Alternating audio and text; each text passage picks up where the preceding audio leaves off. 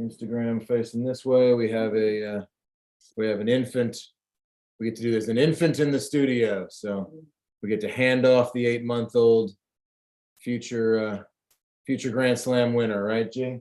And podcaster, yes. Future Grand Slam winner and podcaster, exactly.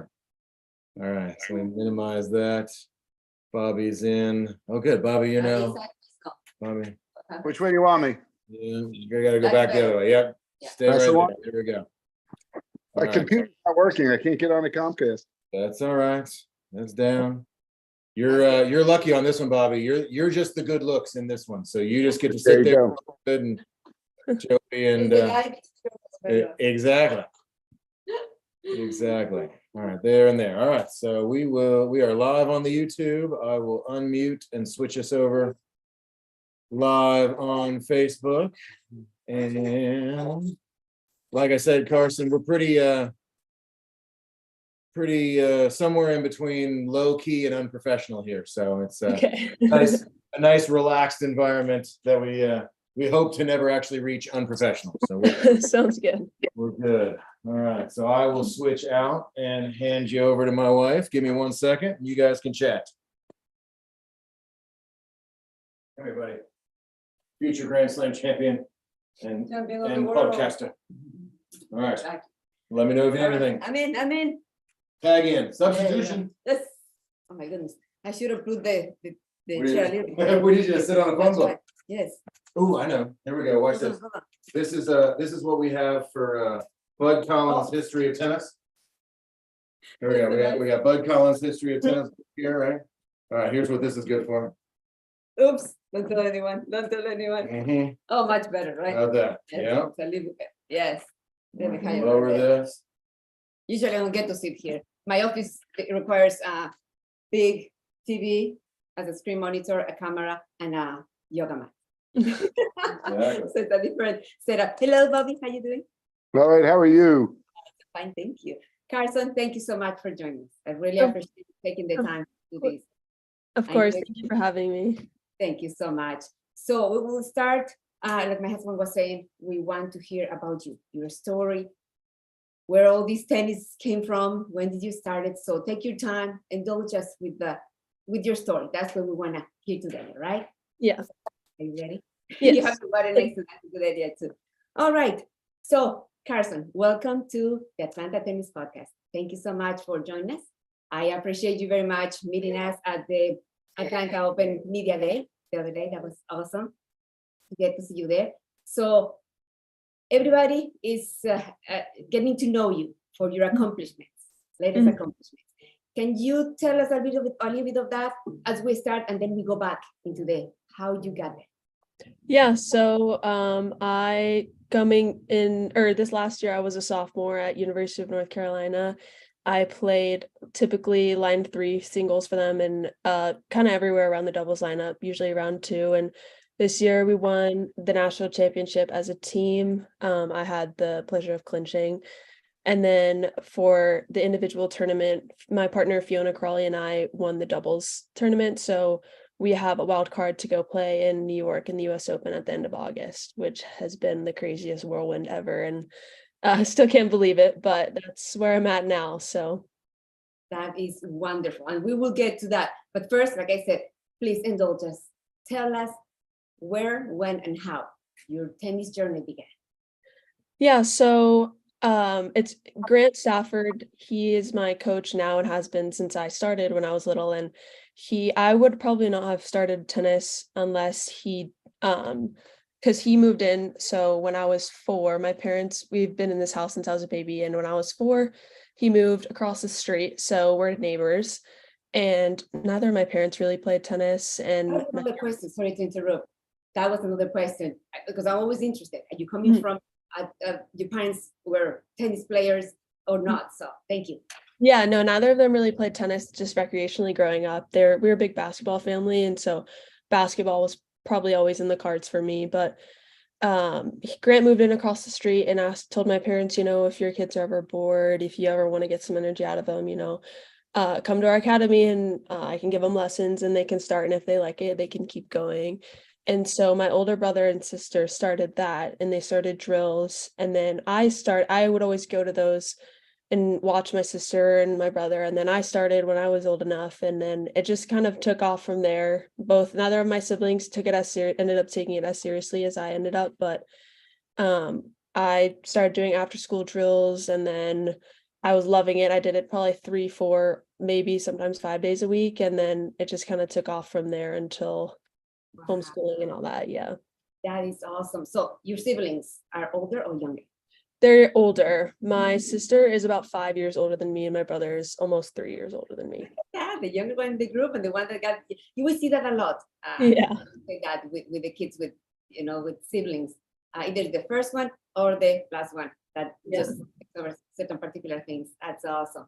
So you start homeschooling as well at the age of 10? Uh, 5th grade. Yeah, I'm not exactly sure how old I was, but yeah, 5th grade is when I started. Now, it was your idea or was a combination of your parents saying, you know what, you need to focus more on tennis? How was that experience?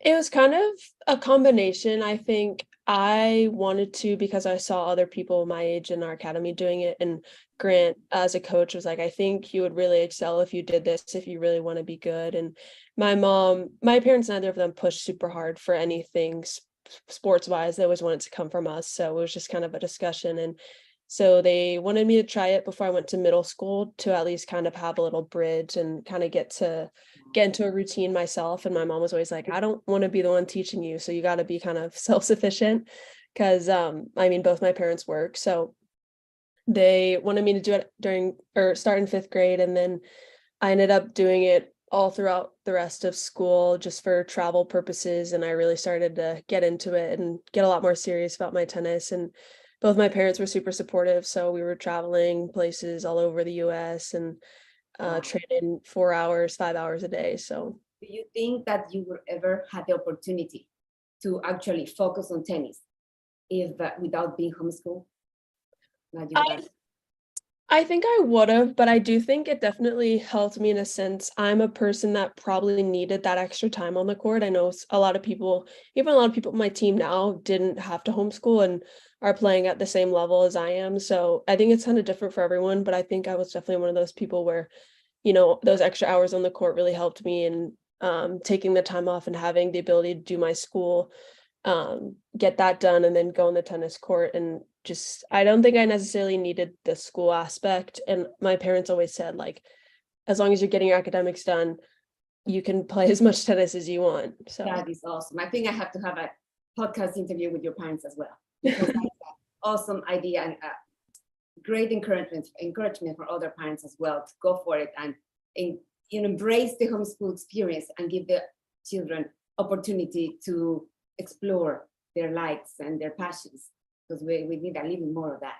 That's Yeah. wonderful. So you were part of the not the golden retrievers you said, but part of the ball kids at Lifetime. Yes. So You were doing that. yeah, I only did it a few times. I think I just did it 2 years back to back, maybe just one, but it was for the Australian Open Wildcard Challenge. They used to do it a super, super long time ago.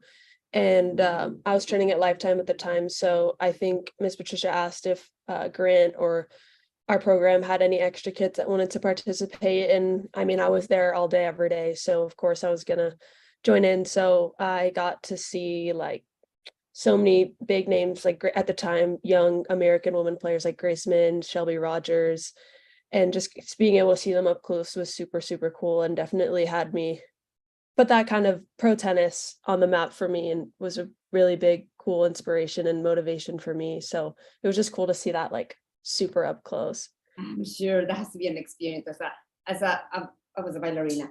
And I would say a ballerina is always a ballerina, right? But in my early years, seeing people on stage and being able to see them afterwards, it was, oh my goodness, they were just, I want to be that.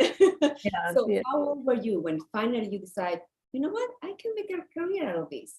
It's not just a passion that you're following, it's not just something that you're practicing very hard towards, but when finally clicking? I think I always kind of had that on my mind, and some coaches had put it in my mind, like, you have a lot of potential.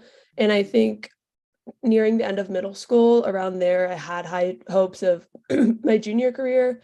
And always just trying to look to go pro. Maybe there was like a set ranking that like if I was pro and I was at this ranking, then maybe I would decide not to go to school. But I think college was always on the radar, and obviously I'm sure my parents wanted me to go.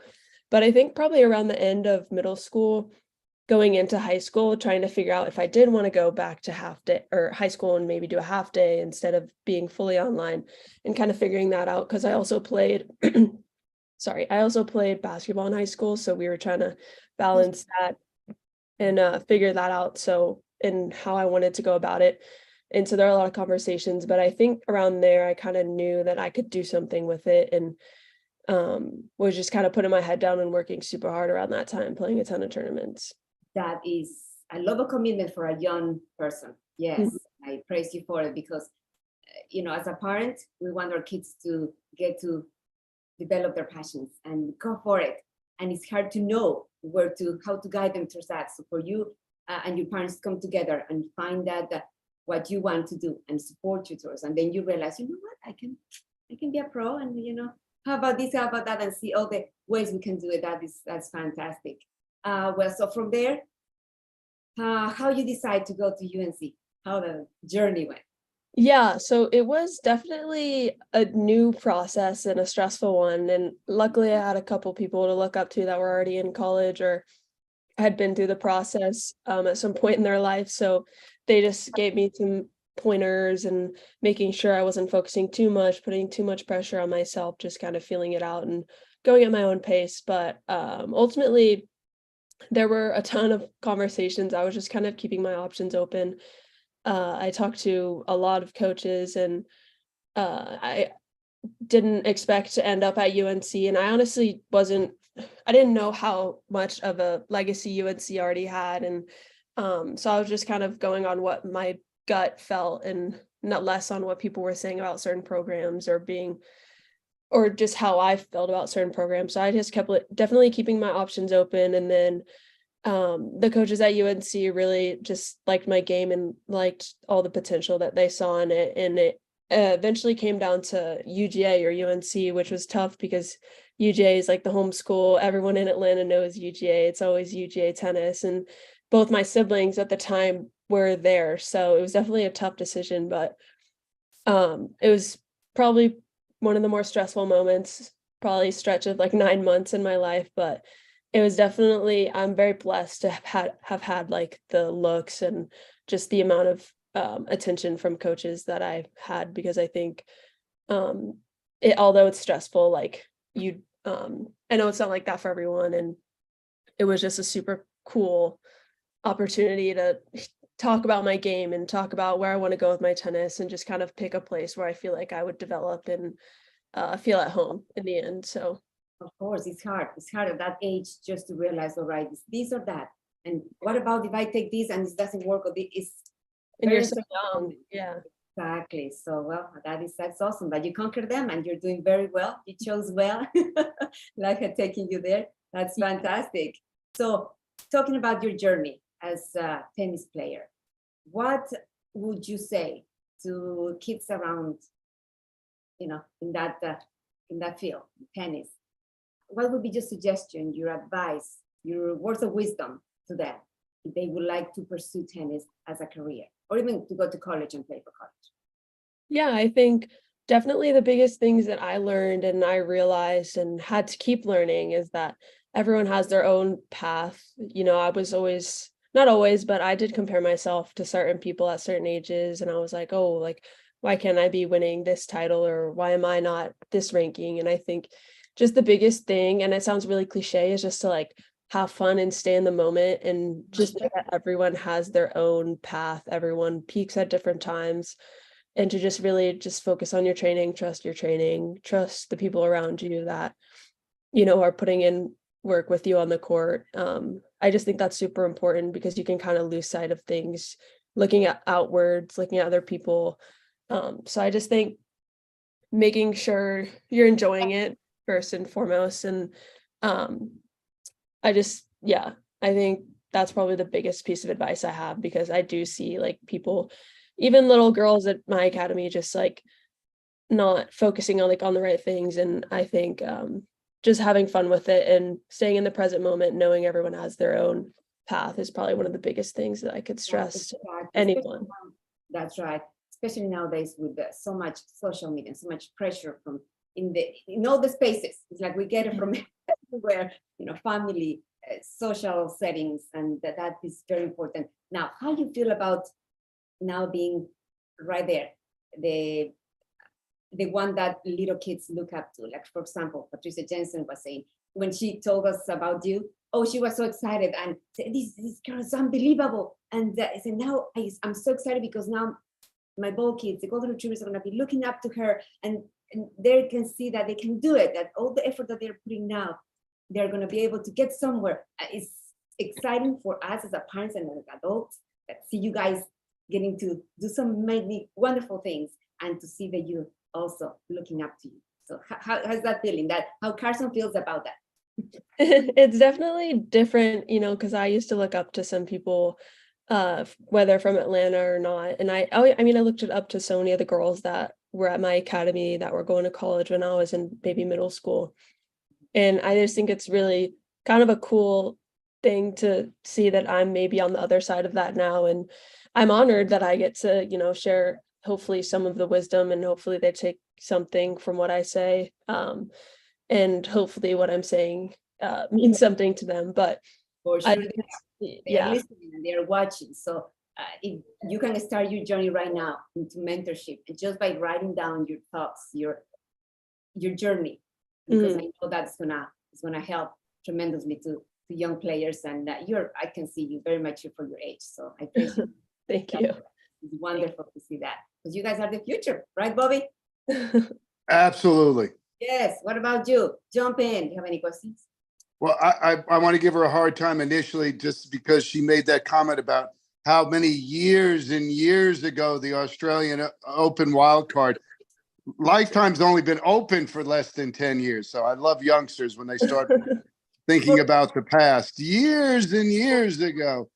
All I remember is that year it was a flood. We did the tournament, right? It was, oh my God, it rained the whole time. Yeah, it was all indoors. All indoors because it rained. So that was the one. That might have been the last year. That might have been the one that said, okay, we've done this long enough. So my big question is, because I still teach this with my kids, is the Grant Stafford return of serve. Do you still do the step, split, and hit? Yes, it's exactly that. And no one will ever do it as well as Grant will. And he will never fail to make your serve feel bad if he's returning against you. But yeah, it's always step, split, hit. It's never changed. And Well, he taught me that years and years ago. I still use it. And I speaking to Sean prior to, I said, Grant, I think at the time had the second highest return of serve efficiency in tennis, behind only a guy named Agassi. Yeah. So he was pretty good at it. And it's great. People don't realize that, we have that here in Atlanta. Yeah, we have that here in Atlanta. And Grant was always super humble, always willing to share. And like I said, to this day, I still the step, split, and hit. I got this from Grant Stafford. It works. Go for it. So yeah. Good for you there. And also having survived Patricia Jensen, God bless you. Thank you. Thank you. Yeah, Grant's definitely been a huge part of my tennis, obviously. I think he's a little hidden gem in Atlanta, because he doesn't ever want to do any the big press stuff. He doesn't want to be noticed, but he's definitely a hidden gem. And I think, when people know him, they really know him, and they have some funny stories to tell and some good stuff to say about him. And then my last question, and I won't go into all the UNC alumni, but have you had the opportunity to meet any of the tennis USC alumni dignitaries, especially one that lives here in Atlanta, right? Yes, I met Caroline Price and Whitney Kay. I actually met Caroline last year. We were eating dinner before one of the night sessions at the Atlanta Open. So it's been cool. There's definitely a cool network of bigger than you'd think network of, Carolina alum in Atlanta. So it's been cool, and they're awesome. All of the alumni are so awesome. So well, you have that former guy, that big lefty who was also #1 in the world in doubles, who's a UNC alumni. You've met Don Johnson yet? I have not. Oh, well, Don lives here. He was #1. Again, you're too young, but it wasn't that long ago that Don was #1 in the world in doubles, and he's a UNC grad. He played with a buddy of mine, Andre Janasek, was there at the same time. So Good to yes, know. quite luminaries in the UNC history of family. Of course, then there's that Jordan guy, but we won't get into that. He didn't graduate, so he didn't count. Yeah, it doesn't matter.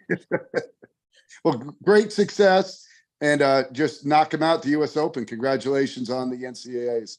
Thank you so much. That's I'm right. done, Gio. You can go now. I'm going to stand here and just listen again. Yes, Cecilia, I know it's hard for you to do, Bobby. But if you have another question, don't hesitate. No, I'm done. I'm done. I wore my bright shirt just so I'd be noticed. Look at you. You're always noticed. You're always noticed.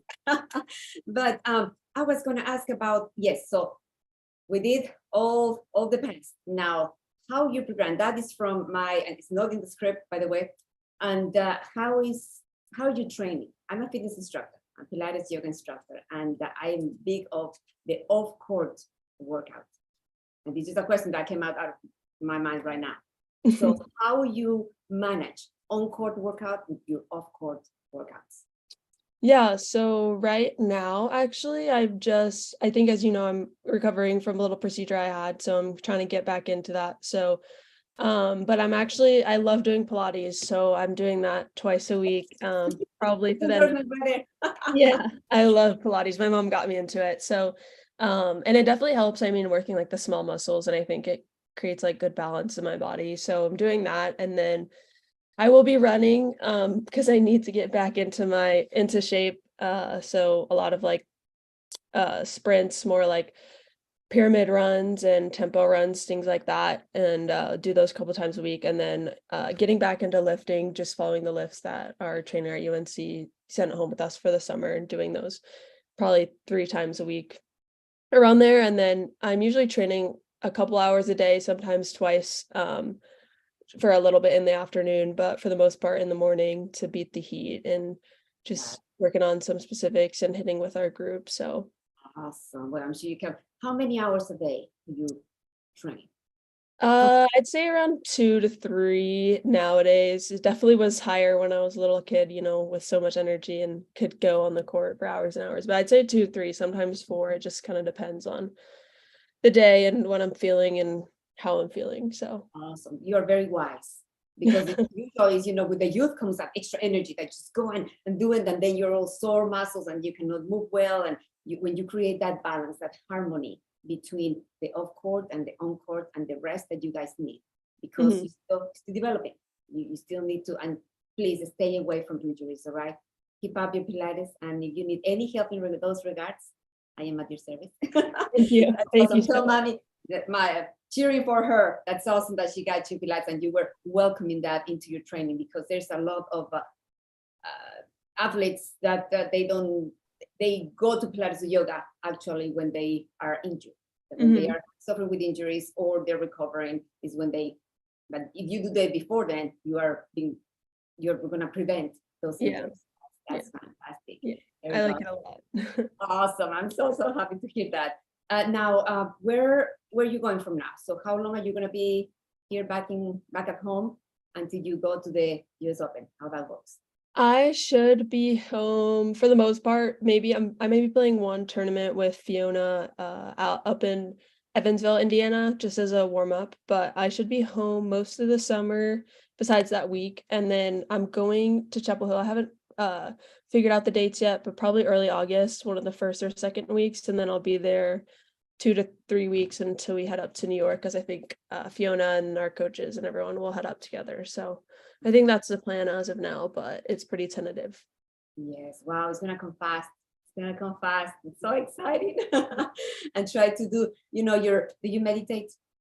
I do not. I should, but I don't. Whatever your way of meditation is. It could be hitting some balls. Maybe about just bring peace into your world.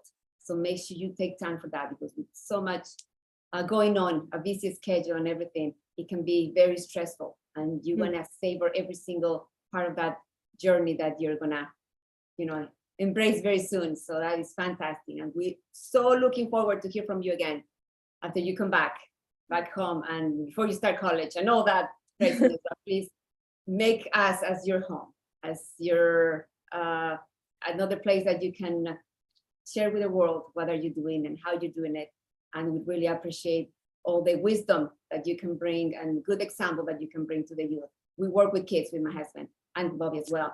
And we treasure that to be able to tell our kids, Tennis for Children kids, you know what, you have to follow her, and she's doing great things, and she's working, and she worked hard. She started when she was 5 years old, 4 years old, and all that is very, very, how you say, baby, it's very motivational, and we love to do that.